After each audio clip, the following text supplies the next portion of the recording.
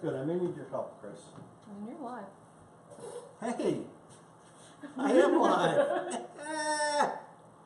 Hello, all you happy people. Chef Eric here, the Grateful Chef. After what seems like forever, it's only been a week, since we've seen each other. I'm glad you guys are here. We're going to give some people some time to join in. My buddy Chris, we are wrestling with the phyllo dough that is part of this recipe.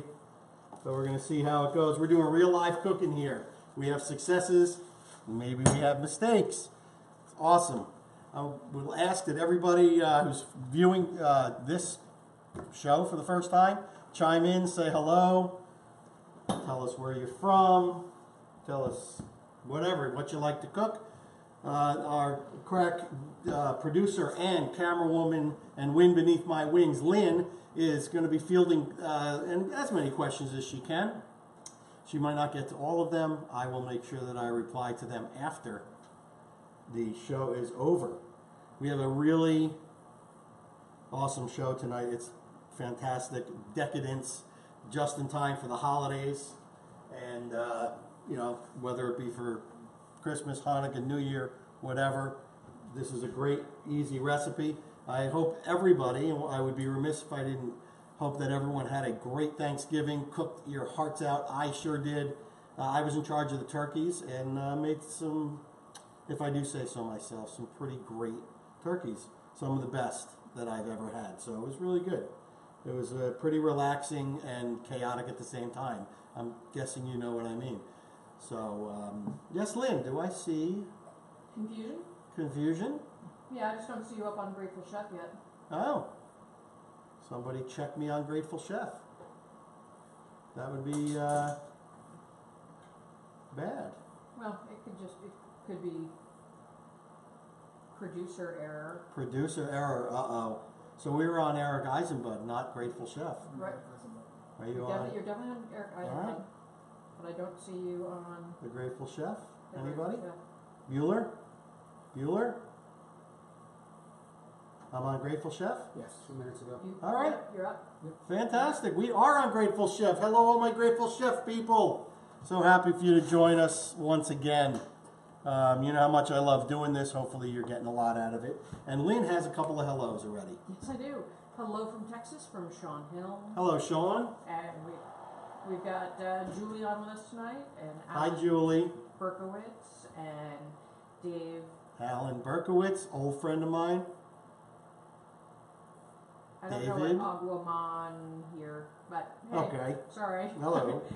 Calvin Lee, Chris Fife. Awesome. Hey, Chris. My nephew. Hey, David. Got to get Chris and his wife in here. See Yeah. this live. See what the mayhem is all about. Anyway, so I like to bring recipes that I think are easy, that I think that anybody can do. And this is one of those. It's easy, but there's a lot of steps to it. So hopefully you'll be able to keep up. I've tried to do things in a way that, you know, like I have one in the oven. I have one at a certain stage, and then I'm going to show you how to bring it to that stage. So first thing I want to do is talk about one of the components of a beef tenderloin, obviously, of the Wellington, obviously tenderloin. And I'm doing smaller ones. You can do the recipe, you can do a whole tenderloin if you want. That's perfectly okay. Yeah, having 3 whole tenderloins wasn't really in our budget. So we decided, or I decided, that I would take the 1 tenderloin and cut it into 3 smaller pieces. And you can certainly do that as well. So it's pretty cool. One of the other components is something called duxelle. It is mushrooms, basically. I'm going to show you how to make the duxelle. So right here I have in my little food processor, I have some white button mushrooms. I rough chopped them, you know, cleaned them off, rough chopped them. Basically what you want to do is you want to chop them into a pretty fine paste. A couple of pulses on a food processor, maybe 10 or 11. You can see it happens pretty quickly. Just like that. I am going to scrape the sides down. And while you do that, we've got Mike Smolsky from Caryville, Texas. Hello, Mike. My dear friend Chris Baker from Los Angeles. He Hi, says, Chris. Greetings, kids. And Jay Judge says hello. Hello from New Mexico, my man. Hope all is well. You don't have any more snow over there. So basically, I'm just bringing this down to a nice pace. And what you do is, and this is great because you know what, you can do this duxelle. And you can use it as a filling for ravioli. Really cool. This is something that it's a really quick and easy technique, and you can use it in a bunch of different ways. You make a mushroom barley soup and add the duxelle to kind of enhance the flavor, and you know, certainly that ravioli or manigot or any of those Italian words. As Chris laughs at me. But anyway, as usual, we have a couple of in-house guests that are pretty happy to be here, I would think. It's pretty cool. All right, so here we go. We got this duxelle. Basically, I took white button mushrooms, very inexpensive ingredient, and I have ground it down into a paste. So there you go. And what we're going to do is, I'm going to do it over here at the stove, Lenny. Oh, I'll come over and see you. Thank you. I'm going to put a couple tablespoons of butter in the pan. I'm going to put it on. And I'm not going to bore you too much with the details at this point. You're going to get the idea. I do have some duxelle ready because one of the parts of the technique for this dish is that you need to kind of refrigerate along the way. So you do one step, put it in the refrigerator, chill it down. Go on to the next step, put it back in the refrigerator, chill it down. So you can imagine the logistics involved pulling this one off, but it's all good. Taking one for the team here. And Kevin, no, there are no ducks in our duxelle. That is correct. From Stephen David Werner. Yes. Can we use other types of mushrooms? Which ones would add different flavors? Yes, so there's obviously mushrooms like other varieties of other foods. All have different flavors. Some are more woody, some are a little sweeter. You can definitely use other mushrooms. If you want to get super decadent and fancy, you can spend the money on more expensive mushrooms. You know, cremini. You can use portobello. You can use oyster mushrooms. The idea is you want to grind them down, and you just want to get them into this paste and cook them down. So you want to cook the water out of them, and that's what's going to happen here. So I'm just going to put those in the pan. I'm going to let them get sizzling. And like I said, I'm not going to go through the entire process of this because that would just take too long. So what you'll see is the mushrooms will release all their water, and then you're going to cook them until they're dry. Once they get a little bit drier, you're going to add some shallots. You're going to add some herbs. You're going to add a little bit of Hennessy, cognac, brandy, whatever you have laying around. So I'm going to turn this up a little bit higher than I normally would, just to get things going. So I want you to see what it looks like when the water starts coming out of these mushrooms. What we forgot to do is fix our lighting today. Oh, let me turn the lighting down. How's that? Too dark. How's that? Too bright? Oh, that's awful. Awful.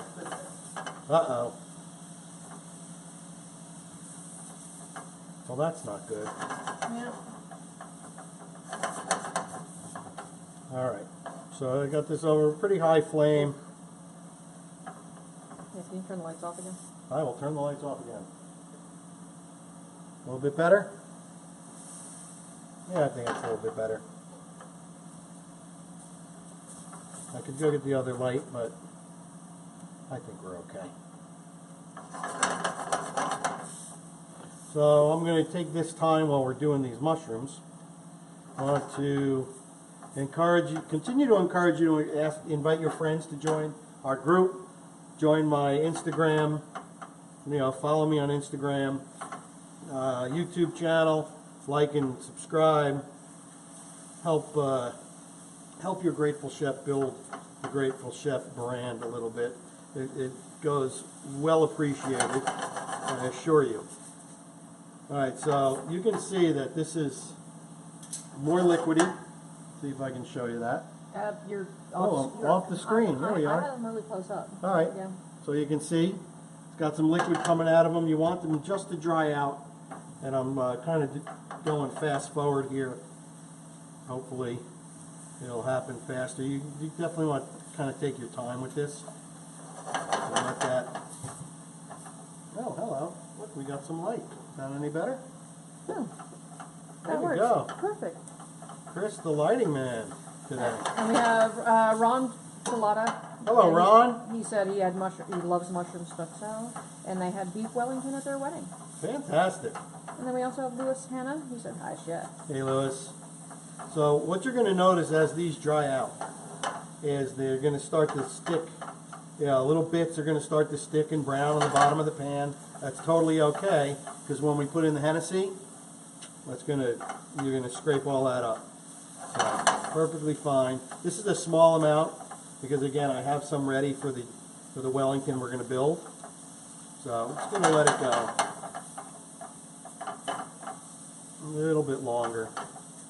And you can cook this down and get it real dark. You'll see.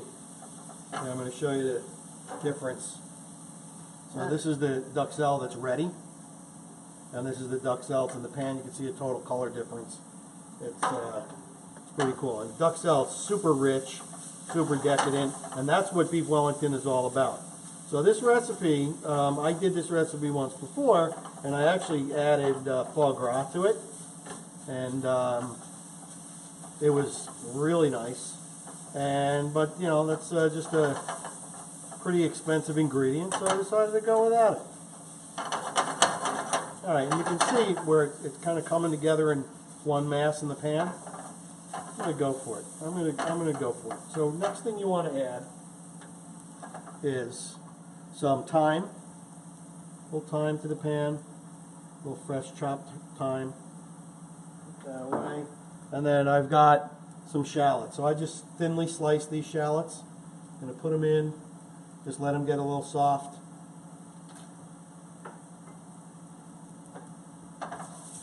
And there you can see where I was telling you that it's going to stick to the bottom of the pan. That's perfectly okay. I'm going to turn the flame down just a little bit.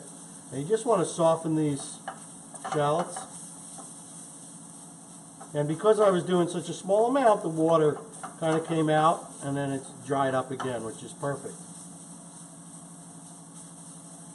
Soften those shallots just a little bit. Bring that way down. So a couple of other favorites out there from Justice. He said that Bella's are the best, and Kevin Holmes Liddell, shiitake fan here. Yep, you can use any and all of those mushrooms. But just know that this duxelle is very rich and decadent, even with the white button mushroom. Totally readily available. Because if you guys could smell what this smells like, you need to basically smell it. That's right. Okay. We also have El Nino with us this evening. Hey, El. Hope you're doing well, El. Wow. So I'm going to add the cognac. Not really looking to flambe or anything. I just want to add just a little bit to moisten things up and deglaze the bottom of the pan. We know that deglaze is scraping up all those bits that are stuck to the bottom of the pan because there's a lot of flavor in there. And you can see, like a little bit more. This is really for flavoring and to scrape up those bits in the bottom of the pan. As you can see, the bottom of the pan is relatively clear now, so it's perfect. The last thing I want to add to this is a little bit of heavy cream right here, and just a touch to bring it together. That's good. So maybe I don't even think I put a tablespoon in there. Mixing it around. Beautiful Texturally, what are you looking for? So you said a tablespoon, but that's because you have such a small amount. Yeah. So like for the other ones that I did, I used 2 pounds of button mushrooms, and I think it was a half a cup of Hennessy, and it was Probably a tablespoon. I think it was a tablespoon of the heavy cream. So you're really just putting the heavy cream in there just to kind of bring it all together like that. And now we're going to cook this until it just becomes one mass in the pan. So when you flip it over, and it's already getting there, it just stays together, and that's exactly what you want. Now, to build your Wellington, you're going to want this cooled, okay? So I'm going to let this go. We're going to move on. And well, before we move on, Yes? Terry Ann Fine said, how much butter? I used, for the 2 pounds, I think I used 4 tablespoons. This I used about 1.5 tablespoons. I actually took some out because it was too much. I didn't need it all. So that, you can, anywhere from, my thinking is you can never use too much butter, but. Okay. Yeah. So I'm pretty amused by this one, but Michael Trainer said he wants to get married again so he can have mushroom duxelle beef Wellington at his wedding from the Grateful Chef. Maybe we'll honeymoon in Thailand. Awesome. Glad you're here, buddy. And then we also have Mr. Alex McFarland. So let me tell you a little bit about my buddy, Mike. Mike has a restaurant in Manville, New Jersey. It's called Bon Palais. It's named after his wife, who is an amazing Thai cook. And hey, Google, stop the timer. Amazing Thai cook, and I go there often. In fact, I'll probably be there tomorrow night. So I'll talk to you about that, Mike. But yeah, really great. You probably have seen some of the posts I've done of the food there. It's really phenomenal. Anyway, we're going to move on. The next step, after I check my Wellington that's in the oven. Oh, gorgeous. Give it a little... We've got Matthew Rivera with us, and we've got Jay Tepper, beef. We're getting there. Going for an internal temperature of 120 because I want a medium rare. What would it be if I wanted rare? Then you'd go about 110 because you're going to let it stand for about 10 minutes. Yeah, so we're at about 87, 88 degrees. We're getting there, guys. All right, anyway, next step. I'm actually going to be back at the stove. Oh. Sorry, guys. Next step. Taking for a walk again. What I did was for the tenderloin, before we go to the stove, I always talk about these elastic ties that I buy from Amazon. They come in a batch of 50. They're elastic, doubled up on it, and I did the entire tenderloin like that, and then I cut it into my sections. But this is great because what the idea is that these are going to hold the shape, nice cylindrical shape for your beef Wellington. So here I have the tenderloin. I'm going to pat it dry because we want to get a nice quick sear on it. And if it's wet, it's only going to create steam, and you're not going to get that Maillard effect, which is the crispy crust on the outside. And that's exactly what you want to have. So got the pan heating up. I am using grapeseed oil because it's got a high smoke point. Love it. You could also use avocado oil. So I'm just putting that in my pan. Can you talk about the foie gras again? Sure. Ron Toletta was asking about whether or not you're using it. So I'm not using foie gras. Basically just because it's a pretty expensive proposition. It was $70. Yeah, it was like $75 for enough pieces for me to do this, so I decided against it. I was going to use a foie gras mousse, but that would completely melt. You wouldn't get the effect. I was going to pipe a little foie gras mousse onto the plate, but I just said, you know what, let's just go without it. Typically what I would do is when I'm building this, one of the steps I would do, I would take the slices of foie gras, super hot pan, no oil, get that nice sear on the outside, take them off, and then I would basically butterfly each piece, so cut each piece in half, and then I would put the cut side down on top of the Wellington when I roll it up. It does add an extra bit of decadence to it for sure, but it's not 100% necessary, so I didn't do that. All right, so the idea here is we want to get a nice, quick, hard sear on this, and without cooking the tenderloin too much. So I'm looking for a little bit of wisp of smoke here, and then we'll know we're ready. I'll turn it up. You can always test it. Okay, we got some heat, and we're going in. Beautiful. This is a carbon steel pan. You guys have seen me use these before. I love this. This is my go-to pan for searing meat. Can't do acidic things like red wine and tomato sauce and vinegar because you work very hard to maintain this patina that develops over time, and this becomes a super non-stick pan naturally. And if you add acidic ingredients, you can affect that coating. And if you scrub it, all bets are off. You got to re-season it again. So the more I use this pan, the darker it gets. Super non-stick. So I'm going to leave this just sit here for about 2 minutes, just to get that first side nice and crusted. So while you're waiting on those 2 minutes, Yes. Alex McFarland was asking, when are you and Mike from Bon Palais going to do a video together? Not a bad idea. Mike and I are going to have to put our heads together on that one. You know, you guys saw my post about that I cooked some Thai food the other night. And Lynn, God bless her heart, made sure to tell me that it's really good, but she also made sure to tell me it's not Bon Palais. So I've got, you know, an amateur when it comes to Thai food for sure, but I wanted just to get the technique down. You know, I just love it so much. Not that I will ever stop going to Bon Palais, because I won't. Because it's, you know, restaurants, for me, aren't all about the food. It's about the people, the families. You know, I love the mom and pops. You know, and how hard they work to bring us great food. I mean, that's their main goal. They didn't wake up one day and say, I want to work 16-hour days and have no life and never go on vacation and work every weekend. And, you know, they have this passion in their heart, and I do as well, to bring great food to people, to awesome people. Feeding people, making people happy with food is one of God's greatest gifts. So here we go.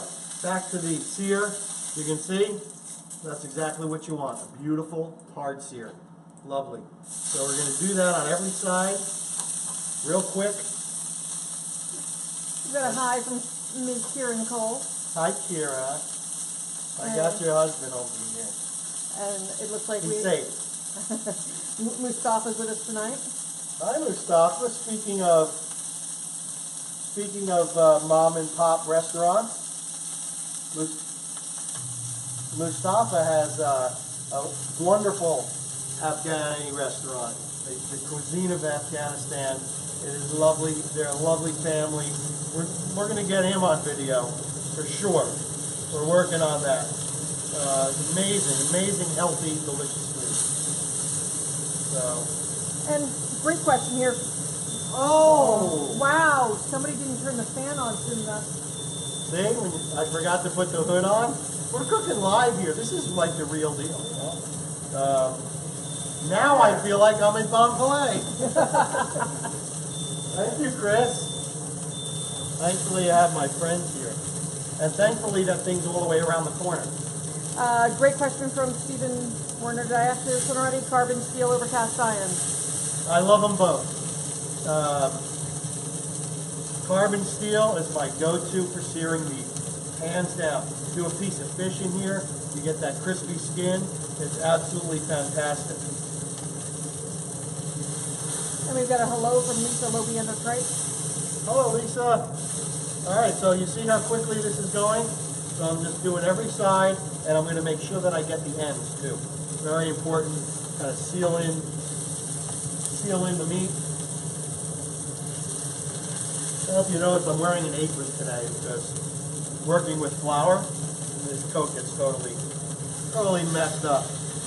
Ron Chulada is a big fan of this fried egg in a seasoned cast iron pan. Yes.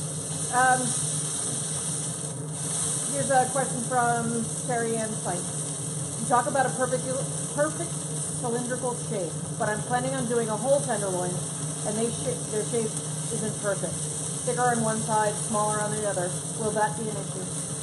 Well, so what I do is, so yeah, you got the tail end, you've got the other end, which is really fat, and it's really fat because it's got a muscle attached.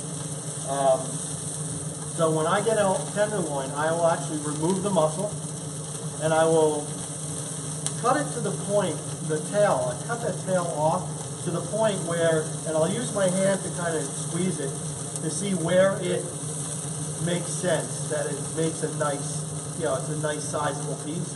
And I cut those pieces off. There's also a thing that runs along the side called the chain. You want to pull that off too. Trim off the silver skin, stick the point of your knife underneath it, and then just hold the silver skin and remove that. And I save those pieces, and you can do, like steak tips, tenderloin tips. You can do,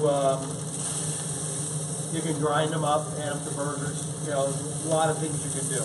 Or you can ask your butcher. Tell them what you want to do. You want it trim, and you want it tied.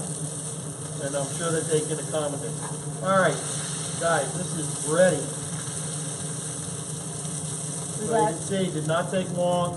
It's beautifully seared. Got a paper towel over here. I'm going to move over here. I just want to kind of dry off some of that oil. And I've had this plate in the freezer.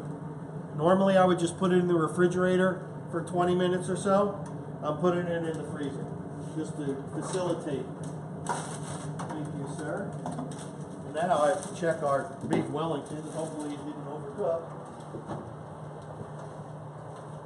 Oh yeah, beautiful. Where's my thermometer? Check it.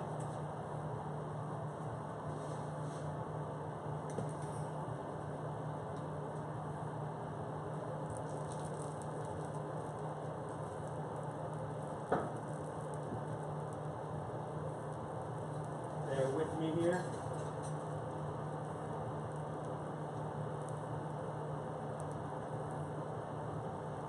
Nice.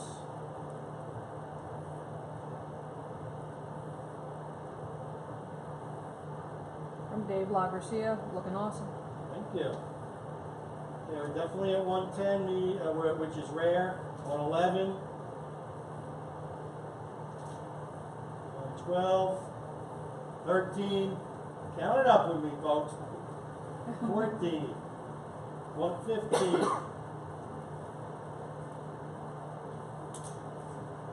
16. From Tim Smith, looks good. 17. Hey Tim. 18. I'm pulling it. We're pulling it. It's climbing fast. Alright, we're going to pull this out. I don't know if I want to show it to you guys yet. So this has to rest for 10 minutes. Hey Google, set a timer for 10 minutes. Those of you at home can tell your Google to cancel the timer, because I know yours responds when I talk to mine. That was hilarious a couple weeks ago. All right. We have Caesar with us tonight too. Hi Caesar. All right. So where are we? These I'm going to put in. That's our vegetable tonight. I'm turning the oven way down just so that stays warm. All right. So we've got our duxelle right here. I'm going to prepare to make and show you guys how to wrap the Wellington.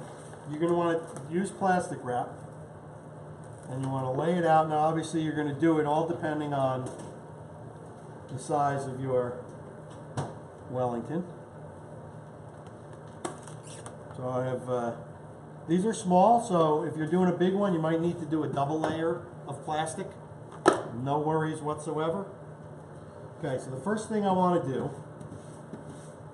is lay down a piece of phyllo dough. That looks pretty wet. You may have to pull another one. No, it's actually pretty good. All right. So phyllo dough is very, very tricky to work with, but I don't want you guys to be afraid of working with any ingredient. Think outside the box, go out of your comfort zone. What's interesting is, you know, this is not something I work with all the time, so it's as difficult for me as it is for you guys.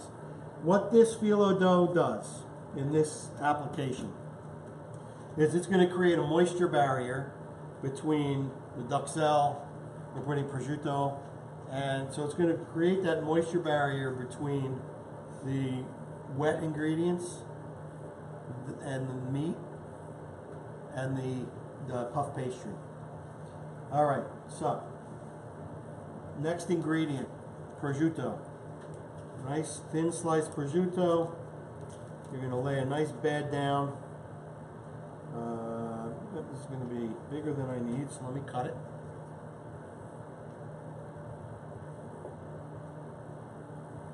Because you don't want it overhanging because it'll affect how you roll it. So let me cut this little end off. We got Chris Howard tonight. He said, "Hey, chef." Hey, Chris. And Caesar said, "Hello, you guys rock." Sir? I'm sure it's going to be scrumptious. Yeah. And then its tongue. And what? She put a little picture of a tongue. Thanks, Caesar. All right. One more, sir. Okay. We've got the prosciutto. I want to make sure I pronounce it correctly. It is prosciutto. Nice little layer. Next goes our duxelle. I'm going to use my gloved hand because it's easier to apply. And you basically want to make a nice even layer. I'm going to zoom in, Ben. Yeah, zoom right in, man. Get them in here. You need to see this. And you definitely have to be careful because the pastry wants to lift up.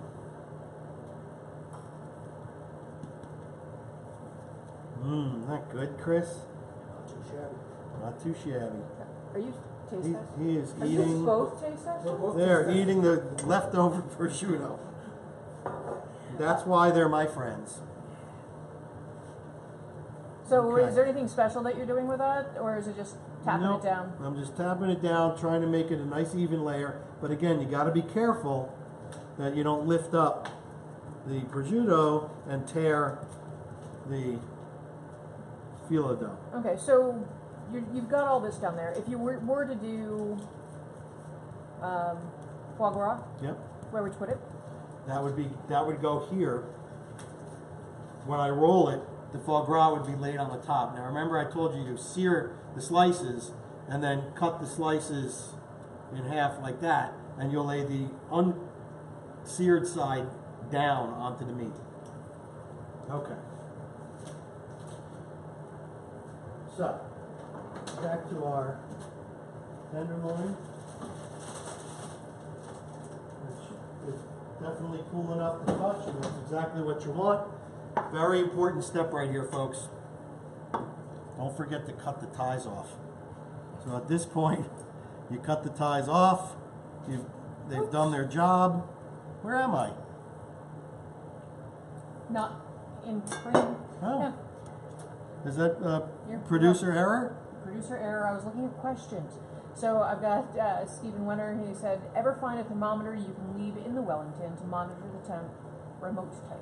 Sure. Well, there is a thermometer. I do have a remote thermometer, but the probe was like thicker than my instant read, so I didn't want to put it in there. Yes, my co-producer Chris just pointed out the step that I almost missed. Here I have, typically you use English mustard. I didn't have it. I took Dijon mustard, I mixed it with some prepared horseradish and a little pepper, and that's what I have here. You want to coat the tenderloin with that mustard and get it all over the place. Now, Is there a reason for the mustard other than flavor? it's flavoring, it's going to help everything stick together, but yeah, it's mostly flavoring.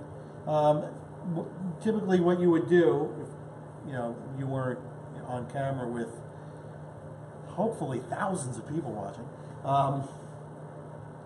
you would then at this point put the tenderloin into the fridge with the with the mustard on it. But we don't have that luxury of time. Alright, so a nice coating of the mustard. A little bit tangy, a little spicy. Want to get it all over. Gorgeous. Yeah. Nick Johnson made this for Thanksgiving. He said, well worth noting the benefits of making a couple smaller Wellingtons rather than the large one. Yeah, definitely. I mean, you could do it in sizes where, you know, like one Wellington will feed one person. I would say this would feed 2 people for sure. We are doing a holiday party for our lovely cooking club, which I should probably tell you guys about, from all over the U.S. Our club is called Les Marmitons. It's a French term, means kitchen helper. It's 35, 40 years almost now, 40 years.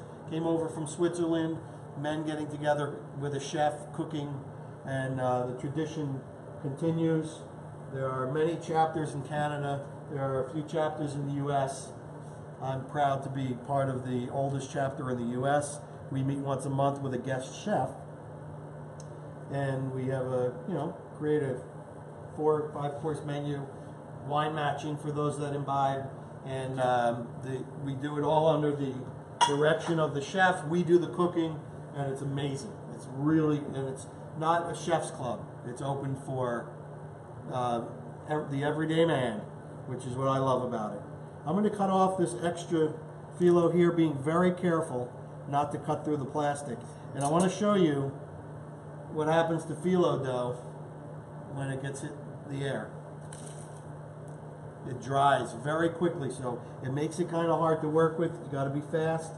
You got to keep it covered with a little moist towel. All right, here we go. Here's the fun part. Using the plastic, I want to move some of this away, actually, because I want to brush a little bit of egg on here. I'm going to just do it right next to the duxelle. It's going to make a little bit of a glue. Okay. So you are going to wrap this, and I think I went short on the phyllo, but it's okay because we're still wrapping it in puff. So I am holding the plastic, and I'm pulling back to get a nice, tight wrap on it. So is the duxelle supposed to go all the way around it? Yep. Okay. Duxelle goes all the way around. And once I get it nice, tight wrap, I'm going to kind of squeeze the ends, removing the air. I'm going to bring it back, and I'm going to just roll. Roll, holding the ends, roll, and once you get to this point, you're just going to kind of give it a little twirl, and it broke, but it's okay. We have one already prepared. The magic of television. All right, so you're going to have this nice, tight package. This is going back into the fridge. How long do you leave it in the fridge? For at least 30 minutes. You could leave it up to 24 hours at this point. All right. So this is the point right before you put on the puff pastry. Can you put the puff pastry on in advance? Yeah, you could put the puff pastry on in advance. Not too long. For 24 hours? Yep. Hey Google, stop the timer. All right, now we're going to move over to the puff pastry.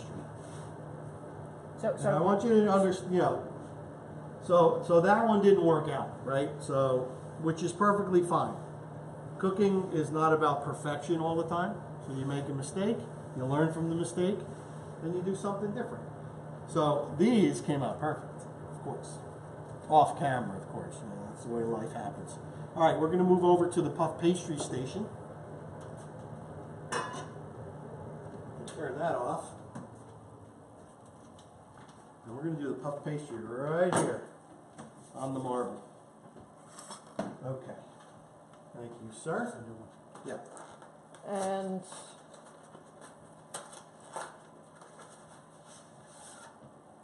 so with the question from Stephen Winter was, can you do this a day before? So you answered the question of up to the point you're at right now, Yep. doing it a day before, up to Definitely. 24 hours. Yep. And my question then is how about the puff pastry part? I mean, I would do the puff pastry closer to the time you're going to cook it, because you don't want it to dry out either. So, yeah, I would do it up to this point, and you can keep it up to 24 hours in the fridge. And but I would do the puff pastry the day you're going to cook it. All right, this is beautiful puff pastry. This is a Dufour puff pastry. You certainly can use the Pepperidge Farm stuff. I think this company uses a little better quality butter, and it's just a fantastic product. So Kevin seemed a little surprised based on his comment about phyllo dough. Is that typical, or is it something that you did? Yeah, I don't know that it is typical. I saw it and I said it's a great idea to act as a moisture barrier, especially if you're going to let it be at this stage for 24 hours. So I'm putting a little bit of flour on the board. And then the phyllo dough just kind of blends in from a Yeah. You don't even know that you don't even see it as a layer. It blends right in. Okay. Yeah. Lay it down, a little bit more flour on top. Not too much. Now we're going to roll this out, and you got to size it. So you need about 6 inches beyond this point with the meat at the closest end to you. So I'm going to roll it out just a little bit. Get to that point. And the puff pastry is such an easy dough to work with. Very forgiving. You don't want to go too thin because you don't want it to tear when it's baking as it puffs, and you certainly don't want to flatten it out too much. So I want to do that. Make sure it's not sticking to the board. I use a bench scraper for that, just to kind of loosen it up. Sometimes no matter how much flour you put down, it still wants to stick. You just loosen it up. You can flip it over. Distribute this flour. You really don't want too much. And the flour is really to help the rolling pin not stick. And Kevin's asking, egg yolks or whole eggs for the wash? The wash is egg yolks. Is it egg yolks or is it whole eggs? Whole eggs. Whole eggs. I stand corrected. It is whole eggs. Were you over there shaking your head, Chris? No, but he looked at me with laser beams. You're wrong. It's been a long day, folks. All right, so I am unwrapping this glorious mass of tenderloin, prosciutto, and duxelle. Now it's real important. Now, I don't want an excess amount of pastry on the sides, so I am going to cut some off here because I don't need it. And I'll show you what you can do with these. Okay? I'm going to take my brush and I'm going to brush up here, because that will definitely act like some glue. You can zoom in if you I'm going to are zoom in so a bit. inclined. Yeah, you want about a 6 inches of egg wash The canister. here. Thank you. Thank you. Gorgeous. And just like we rolled it before, you kind of want to pull it on here and you want to get a nice tight roll on it, but now you're dealing with pastry, so you definitely don't want to tear it or break it. So a nice tight roll, just a little tug back, and roll it around, nice and tight. Use that for later. I am going to cut off what's just a little bit back because I want the seam to be on the bottom. Okay.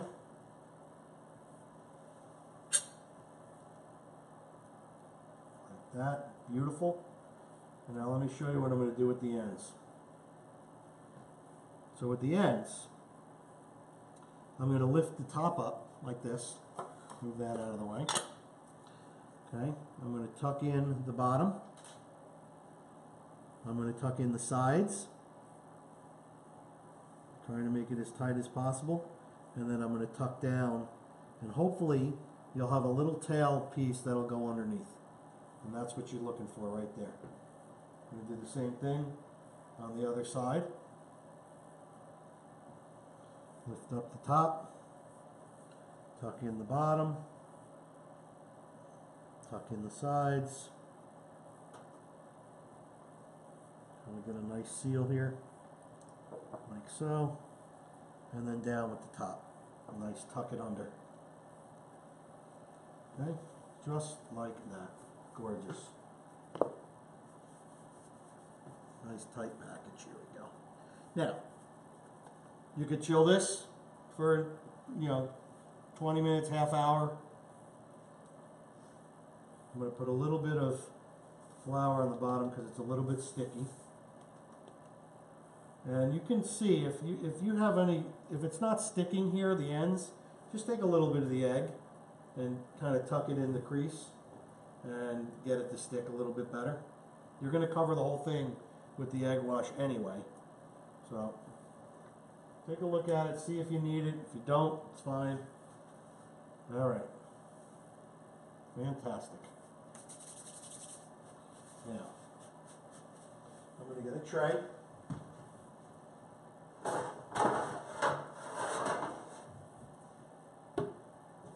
And a piece of parchment. You can do it on a foil lined tray as well. We're going to do it on this.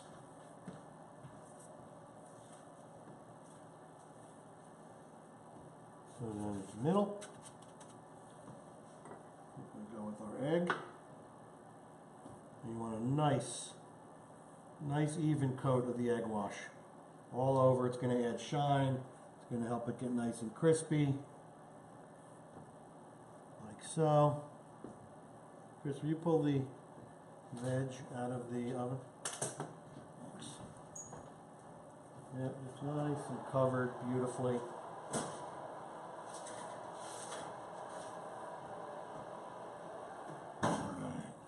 Gorgeous. All around. That's exactly what you're looking for. And if you can get me a flat spoon while you're over there, that'd be awesome.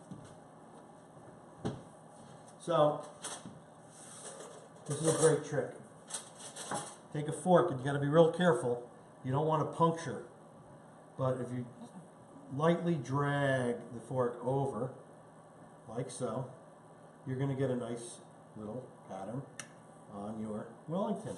I like to do the crosshatch. I'm going to do it. And that is going to add beautiful texture to the final product, which you're going to see in a little while. Okay, now, one last little trick. Where is that flat spoon? Oh, the flat spoon is right here. Thank you. So you got these extra pieces. Turn the oven to 425. There's a great little thing for decorating. I have these flat spoons. They're like spreaders. I'm going to take that. I'm going to take my knife. Right here. I'm just using the spoon as a shape. And I'm going to cut around it. This is how I'm going to get a nice leaf shape. Just like that. And it's great I'm working on marble with this pastry because there is a lot of butter in it and the marble is cold, so it makes it really nice to work with. Alright, so I've got a couple of cuts here. Any questions, Lynn, while I'm doing this? From Stephen Wenner, he also asked if he completes them early, how long should they be at room temperature before cooking? You cook it right out of the fridge, because that's going to give you the buffer of, not overcooking. If it's room temperature, it'll get the medium rare a little quicker, and it's a timing thing with puff pastry. You want to make sure the pastry cooks, and the meat cooks at the same time.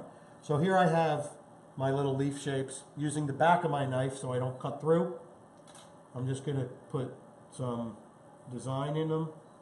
Make Leaf design. Leaf design. How cute. Isn't that cute? Well, after he showed me and how artistic he and Chris were earlier today, I then pulled out of our baking drawer leaf cutouts for pies. Real simple. Makes a nice little decorative little. You're an artist. Uptick. I am an artist. My daughter would be so proud of me. So we've got the egg on here already. So we're just going to lay them on. The egg is going to make them stick beautifully. I'm going to put 3 of them on.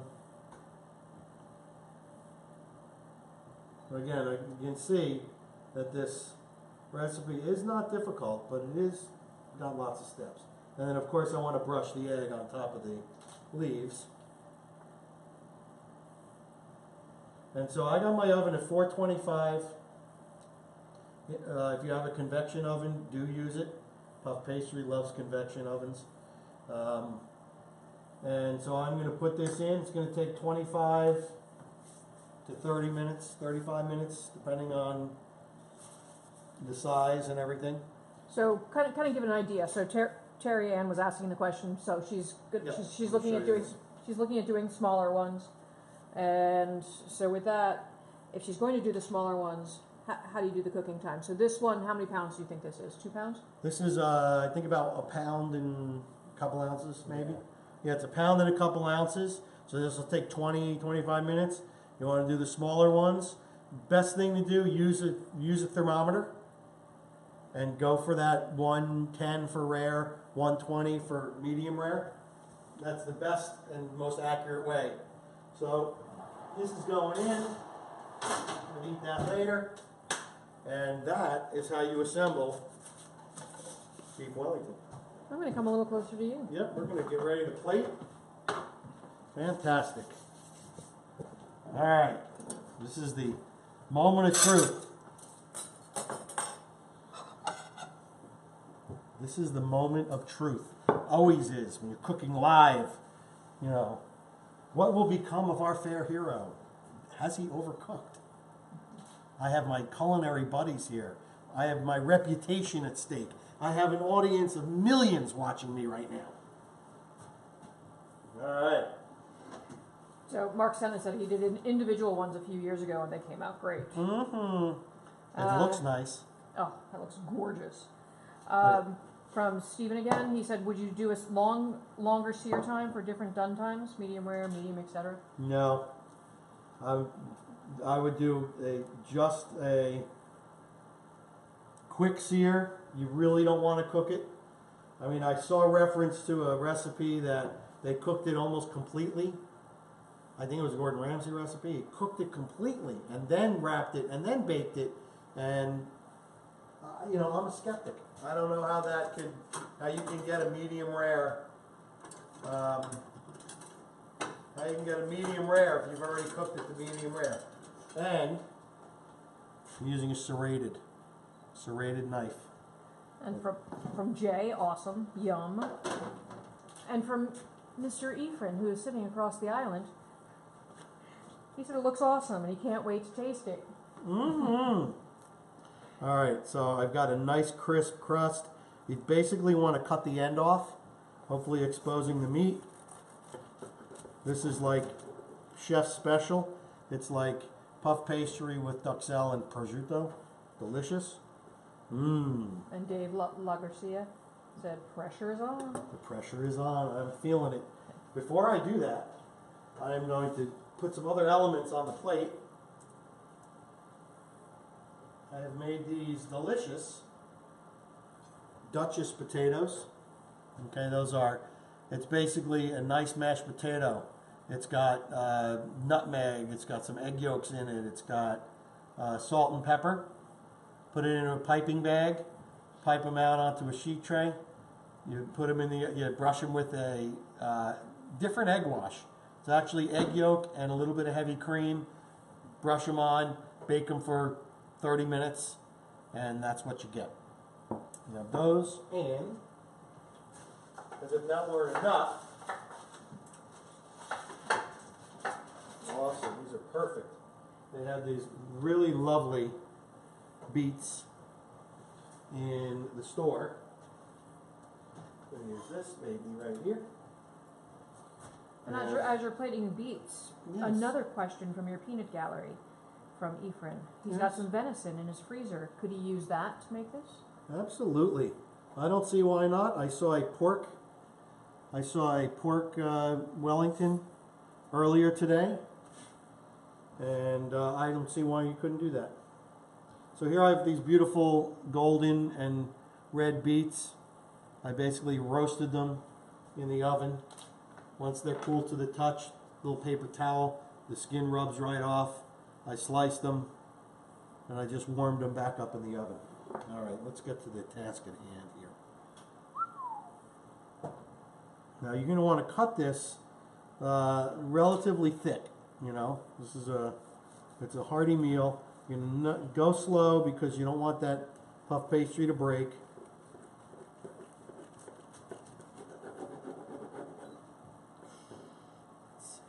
Nervous?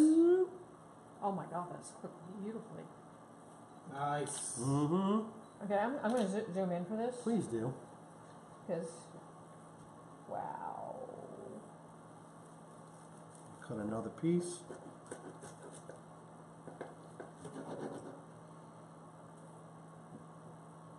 That is gorgeous. We've got the lovely puff pastry. We'll separate a little bit. You've got the duxelle around. Let me show you. You got a close up there?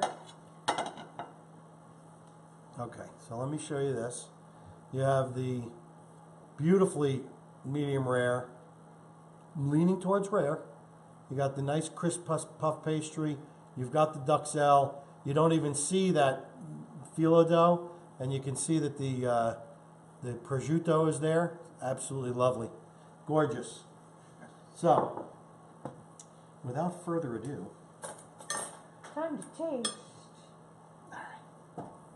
let's try this. Now, it is tenderloin, so of course it's going to be Tender? tender. You can see the tenderloin is more tender than the prosciutto. That's beautiful. Oh, look at that. It's gorgeous. From Terry Ann, that looks amazing. From Jay, perfect. All right, let's see. Let's see how Here we perfect go. it is. All right. You gotta do the dance. Is that the happy I'm in love with the food dance? All right. It's ridiculous. So, Do you miss the $70 worth of foie gras? I do not. You pick up a nice salt element from the prosciutto. The meat is absolutely stunning and tender and delicious. You got this crisp. You got the crisp outside of the puff pastry, but the inside has soaked up some of the juices from the mushroom and from the beef. You don't even need a sauce with this. You could do a hollandaise or a béarnaise if you wanted to, but I say why ruin this delicious flavor? So this is awesome. I hope you guys try this recipe. I'm going to try it on a smaller scale. We're doing a holiday party for the cooking club I talked about, and we're going to do individual like canapé. It's going to be kind of a deconstructed, and it's going to be awesome. Lynn, you have a question or a comment or a picker pan? Well, let me just rattle a couple things. From Stephen Decadent, Kevin asked what grade tenderloin we used. I believe this was a prime. It would be perfectly fine with a choice tenderloin. I'm going to plate it up because my studio audience is Hungry? salivating. And we only had 2 black plates, so we're going to go plate on a white plate too. Yes. Oh, okay. So anyway, as always, I am grateful that you have joined me for this episode of The Grateful Chef with Eric Eisenbud. Please, please, please share with your friends. Get them to see who we are, what we're doing. We're having fun in the kitchen. We're doing it together. I'm not in this alone. We are all in this together. So I bid you a wonderful evening. Eat well, be nice, be happy, and be grateful. We'll see you next week on the next episode of Grateful Chef with Eric Eisenbud. Peace.